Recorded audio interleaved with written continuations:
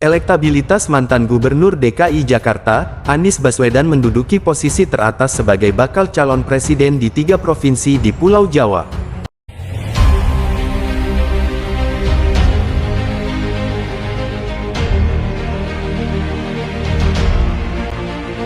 Elektabilitas mantan Gubernur DKI Jakarta, Anies Baswedan menduduki posisi teratas sebagai bakal calon presiden di 3 provinsi di Pulau Jawa.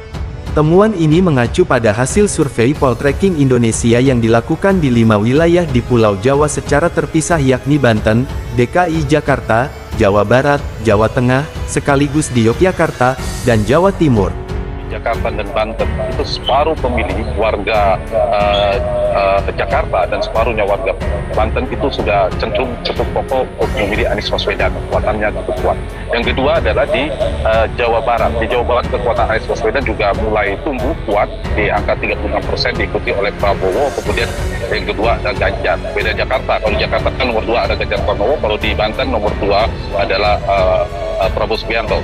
Nah, saya ingin menjawab pertanyaan Eva tadi. Kenapa besar? Satu, Anies Baswedan memang sejak awal basisnya itu memang menggerus basis utama atau kantong-kantong Prabowo itu sekarang menjadi basis Anies Baswedan. Kita tahu kalau kita buka data di tahun 2019 pemilu, Banten dan Jabar terutama itu dimenangkan oleh Prabowo. Saat ini Prabowo udah kalah, Anies Baswedan sudah melampaui elektabilitas dari Prabowo Subianto. Artinya apakah faktor ini yang seperti kita analisa bahwa punya irisan pemilih itu terbukti bahwa Anies sudah naik di basis ini. Yang kedua memang pergerakan ya, langkah-langkah pergerakan politik yang dilakukan Anies Baswedan cukup masif dan ini juga dekat dengan Jakarta. Kita tahu Anies dipersepsikan tingkat kepuasannya sebagai gubernur cukup tinggi, relatif berprestasi. Kemudian itu terkait dengan Banten, Jabar itu mendekati dari ibu kota Jakarta dan itu punya dampak kepada Anies Baswedan. Itu yang menyebabkan ditambah belakangan adalah efek deklarasi yang dideklarasikan oleh Partai Nasdem sehingga Anies lebih firm, lebih pasti, lebih ada informasi lebih kuat kepada publik bahwa Anies bakal maju di Pilpres mendatang. Itu mungkin faktor-faktornya. Yang satu lagi tadi Eva menanyakan tentang hotel effect ya. Efek ekor jas memang betul. Ini brand connection antara Anies Baswedan dan Partai Nasdem semakin kuat. Kalau Ganjar lebih ke PD Perjuangan, kemudian Prabowo kita tahu ke Gerindra, maka Anies adalah ke Partai Nasdem. Dan itu berdua, efeknya cukup besar. Tumbuhnya pertumbuhan kekuatan elektabilitas Nasdem terjadi di kantong-kantong Anies. Kita lihat di Banten dan Jakarta, Nasdem sekarang runner up nomor 2, melampaui berpotensi untuk masuk bahkan menjadi pemenang kalau kemudian Anies benar-benar menjadi calon presiden. Jadi itu semakin kuat koneksinya antara Anies dan Partai Nasdem.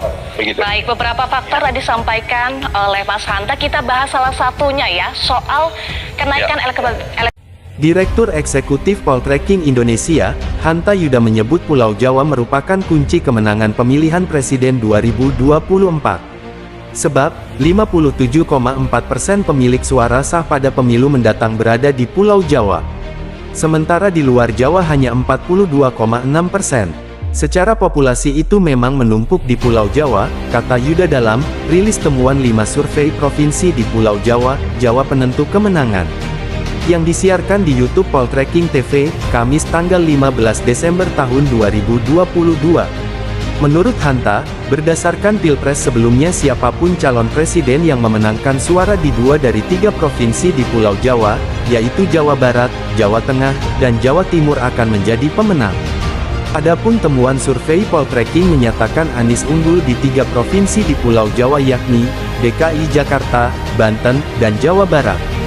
Biasanya yang bisa memenangkan 2 wilayah di antara 3 Jawa itu menjadi pemenang Pilpres, Jawa Timur, Jawa Tengah dan Jawa Barat, tutur Yuda.